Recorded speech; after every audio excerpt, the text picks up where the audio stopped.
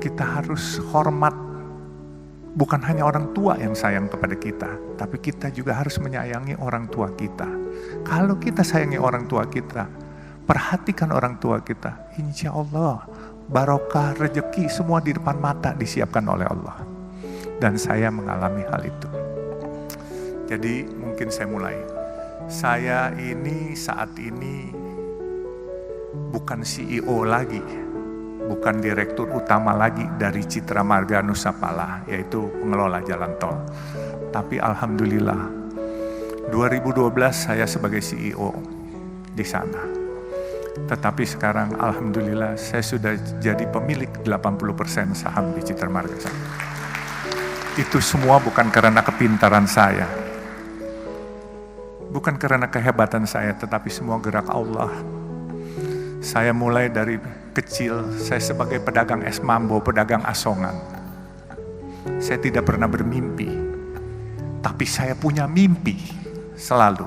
Oleh sebab itu saya selalu katakan kepada teman-teman, dalam hidup ini kita harus punya mimpi. Tetapi mimpi itu harus kita juga yang membuat menjadi kenyataan. Jangan biarkan mimpi itu berangan-angan saja di kepala kita, tapi kita harus jadikan kenyataan. Untuk membuat itu bagaimana? Tadi Bu Prita sudah bicara. Kita jadi orang harus jujur dan amanah. Kedua, harus sayang kepada orang tua, karena doa orang tua ini membuat jalan kita jadi mulus. Saya selalu katakan kepada anak-anak saya, mungkin kalau kamu disuruh pilih sayang ibu atau bapak, kamu bingung.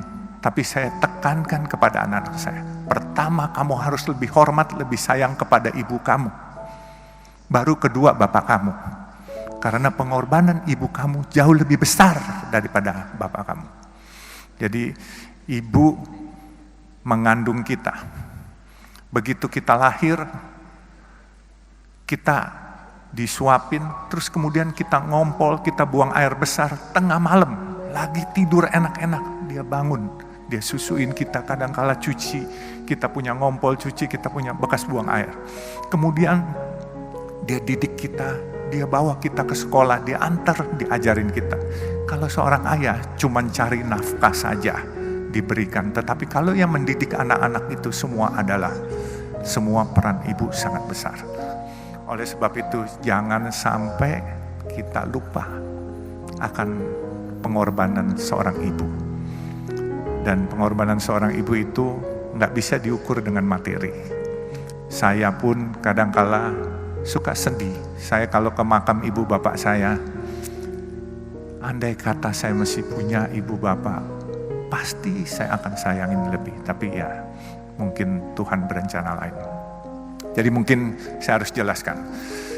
Kegiatan saya adalah dulu cita-cita cuman jadi tukang parkir. Waktu saya sekolah SMA, saya suka liwat di daerah Pasar Baru. Saya tanya tukang parkir, satu hari dapat berapa sih? Dapat 10.000 sampai 15.000. Waktu itu satu mangkok bakmi hanya 300 perak. Jadi kalau 10.000 sama dengan 33 mangkok. Andai kata saya makan satu hari 3 kali, saya masih bisa save 30 mangkok. Berarti saya masih bisa jadi tukang parkir aja udah cukup. Itu cita-cita waktu SMA. Terus saya bermimpi, kok orang-orang bisa sukses? Bagaimana cara sukses? Satu hari saya ke toko buku. Saya lihat buku bagaimana jadi orang sukses. Saya nggak punya uang. Waktu itu toko bukunya di Pasar Baru, toko buku Tropen. Saya hanya duduk ke sana, saya numpang baca, terus saya pulang. Saya bacain buku bagaimana cari orang sukses. Sebenarnya nggak perlu baca buku lagi, karena tadi yang Ibu Prita katakan itulah di buku itu sebenarnya intisarinya. Karena jadi orang sukses itu harus rajin bekerja. Dan juga jangan lupa berdoa. Dan juga jangan lupa jujur. Dan jangan lupa juga sayang kepada orang tua. Dan minta ridho barokah dari orang tua. Itu intisarinya. Dan saya selalu bermimpi memang menjadi orang sukses. Mimpi itu saya sendiri pesimis waktu itu untuk jadi, untuk sukses. Tetapi seperti saya katakan, bahwa ini semua gerak Tuhan, bukan gerak saya. Saya jadi mualaf umur 24 tahun. Saya diangkat anak oleh almarhum Buya Hamka. Dan seiring saya jadi mualaf, saya cuma niat minta kepada Allah. Karena waktu saya jadi mualaf itu Buya Hamka bilang, "Nak, dosa-dosamu mulai hari ini 0. Jadi kamu mulai lagi dengan yang baik ya." Jadi saya mulai dengan yang baik. Dan saya niat minta kepada Allah, "Ya Allah, dengan perkenan Engkau, kalau memang diperkenankan, aku ingin mengharumkan nama Islam dan aku ingin sukses." Sukses itu entah bagaimana, apakah punya nama besar, apakah punya harta, saya bilang terserah. Rupanya doa saya dijabah Allah. Dan saya bisa mendapat kesempatan mempunyai usaha. Saya punya usaha kayu dulu di Kalimantan, saya bikin triplex. Tapi waktu Orde Baru, karena saya kurang dekat dengan pemerintahan waktu itu, akhirnya saya dikeluarkan satu surat untuk tidak dilayani dokumentasinya. Akhirnya saya tutup pabrik saya. 11.000 karyawan saya harus pulang ke Jawa itu semua. Dan saya nggak kecil hati. Saya bilang, "Ya Allah, kalau memang ini rencanamu, nggak apa-apa. 11.000 karyawan bedol desa semua pulang." Saya diam, terus saya coba lagi untuk berusaha lagi. Tetap kadangkala jatuh bangun itu pasti. Ya ada hal-hal waktu 2008. Saya ingat itu pabrik tahun 94 saya tutup dan saya 2008 diajak seorang teman. 14 tahun saya pensiun itu ibaratnya nggak ada kerjaan. Diajak seorang teman untuk ikut di perusahaan pemboran minyak lepas pantai. Tapi 1 tahun saya bilang ini bukan bidang saya. Kemudian saya tahun 2012 saya ditawarkan oleh pemegang saham yang sedang berantem, pemegang saham jalan tol Citra Marga Nusa Pala Persada. Itu jalan tol dalam kota dan sekarang ini kalau perusahaan tol swasta terbesar adalah Citra Marga. Jadi saya ceritakan juga, inilah mungkin yang paling penting. Waktu saya masuk di Citra Marga, ini pemegang sahamnya berantem, menanyakan kepada saya, "Kamu berani nggak jadi direktur utama?" Saya bilang, "Kenapa harus saya? Karena ini raksasa-raksasa lagi pada berantem semua." Waktu itu Citra Marga yang punya adalah Ibu Tutut di antaranya. Terus ada Robi Sumampau, Robi Kete, dan ini naga-naga semua lah. Kebenaran saya ini kelahiran Kalimantan Timur, dari Sungai Mahakam saya lahirnya. Lalu saya jawab sama teman-teman saya, selama enggak nyuri, saya berani apa saja saya bilang, dan tidak korupsi. Akhirnya saya ditunjuk sebagai direktur utama. Di waktu saya ditunjuk sebagai direktur utama, saya melihat karena ini perusahaan publik, pemegang sahamnya ini banyakkan institusi-institusi asing. Saya lihat ini perusahaan bagus. Kenapa saya bilang bagus? Coba pikirkan, ini kalau bukan gerak Tuhan, saya nggak akan memiliki perusahaan ini. Nah, saya bisa ceritakan, waktu saya lihat perusahaan ini bagus, saya kumpulkan teman-teman saya.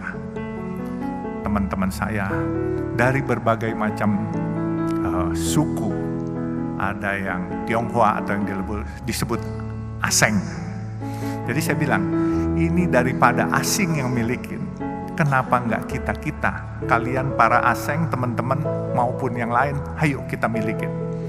Mereka tanya sama saya, bagaimana? Saya bilang, gampang, siapin aja dananya, saya bikin asing ini keluar barangnya. Jadi waktu itu saya direktur utama, apa yang saya sebut itu pasti bereaksi market. Tapi waktu itu memang saya menyebut ingin membeli sesuatu barang, itu asingnya ketakutan. Kebenaran saya nggak sekolah tinggi, Pak. Jadi saya main seruduk aja. Kalau ikutin aturan, saya nggak berani ngomong begitu karena di aturan nggak boleh.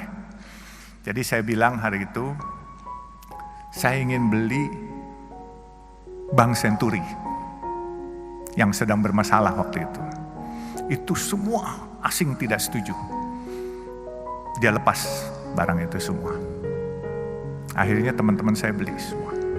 Akhirnya sekarang pemiliknya adalah orang Indonesia asli semua, Pak. Jadi Citra Marga ini udah nggak ada asing. Kalaupun ada asing 1-2 orang gitu. Jadi kita boleh berbangga lah, ini kita tarik kembali Citra Marga, dan saya pikir ini sesuatu perusahaan yang besar. Dan kenapa saya bilang besar? Dia punya omset untuk dalam kota 600.000 kendaraan per hari. Memang biaya pembangunannya cukup besar. 600.000 kendaraan kali 9.500 rupiah. Kurang lebih hampir 6 miliar, 5,4 miliar per hari.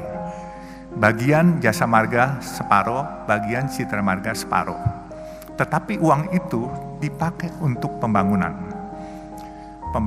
jalan tol lain. Bahkan dari sesi bisnis saya juga ceritakan, saya juga pedagang nasi kuning 3.000 rupiah. Nah,